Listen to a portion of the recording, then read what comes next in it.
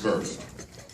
It won 6 national awards in the field of documentaries in 2005 and 2006, and captured international news media attention in 2007 when the then U.S. Senator Barack Obama saw the film and asked Bud Ferillo to arrange tours for him to many of the schools along the I-95 so that he might learn firsthand about the struggling schools and communities in the grip of rural poverty in our state.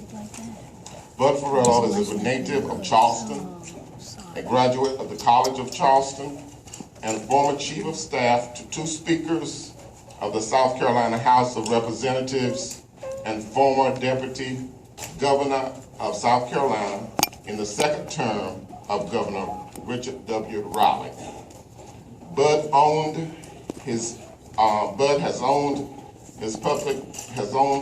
public relation firm for 26 years until joining the staff of the University of South Carolina, where he now works with many issues affecting poverty, race, and children's lives as communication specialist in the Children's Law Center, a component of the University of South Carolina School of Law. Bud has devoted many years of his life in service to his country and state. A decorated combat Vietnam veteran, he was active in the civil rights movement in Charleston during his high school years and college years. He's a life member of the NAACP and was a delegate to the 2008 and 2012 Democratic National Convention. Was the first white recipient of the Harvey Gantt Trumpet Award from the Charleston YWCA in 2010. The recipient of the Chester Travelstead Award for Education Advocacy from the University of South Carolina's Museum of Education in 2012. Bud Ferillo serves on the South Carolina Arts Commission and is chairman of the South Carolina Memorial Park Commission of Columbia. He continues to lead the statewide petition campaign for a constitutional amendment to replace South Carolina's education standard of minimally adequate education with a system of high-quality education for South Carolina public school systems. Bud Ferillo's work for all people of South Carolina speaks for itself, and it is my pleasure to introduce him to you. Please join me in welcoming a true advocate for progressive change to South Carolina, Bud Ferillo.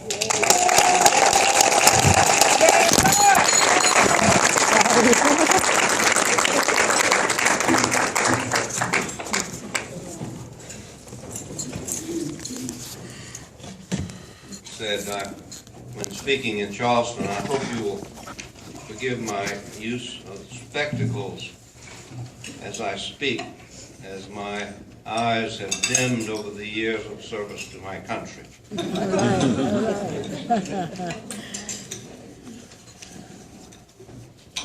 I thank you, President Starnes and Julius Jones, for this welcome. Distinguished members of the dais and all of the social workers in this organization. You gave me a wonderful award for advocacy at an annual meeting about 3 years ago. It hangs on my wall in the Children's Law Center, along with the others that were mentioned. I've been asked to discuss with you the topic of the culture of poverty, and I'm going to do that.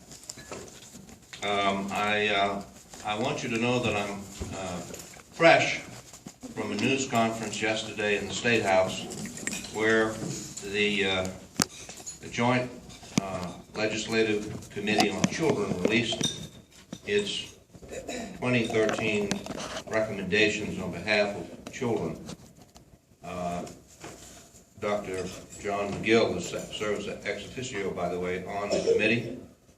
And I recommend it to you, given the diversity of this audience's professionalism and the cross-cultural interests that I know are displayed in this conference.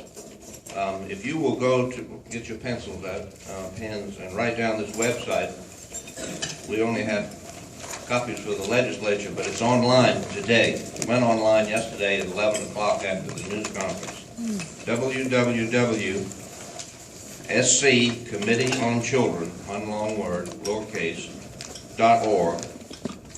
And you can sign up and to be continuously informed about the work of the Joint Committee on Children.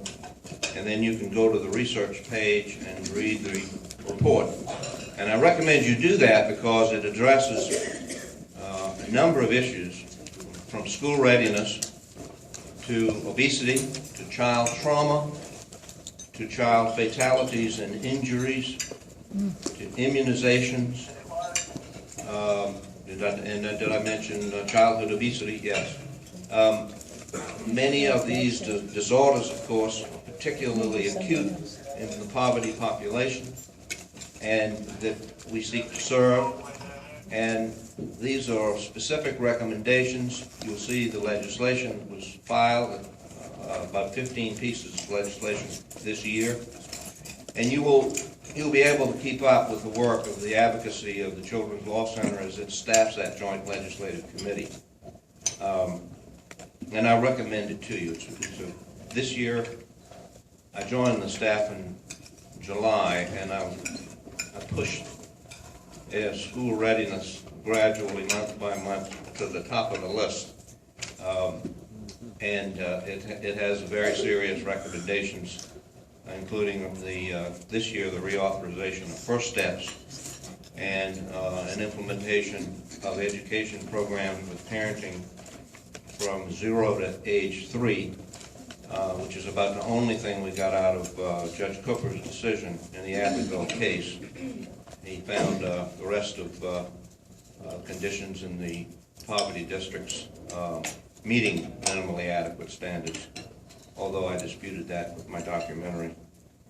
I'm very impressed with the agenda that I have seen for this conference this weekend, and I congratulate the organizers of this assembly on an impressive array of presenters who will guide you in the search for successful strategies to address the chronic problems of poverty in South Carolina, persistent poverty as we used to call it, and the many consequences that arise from its powerful grip on our people.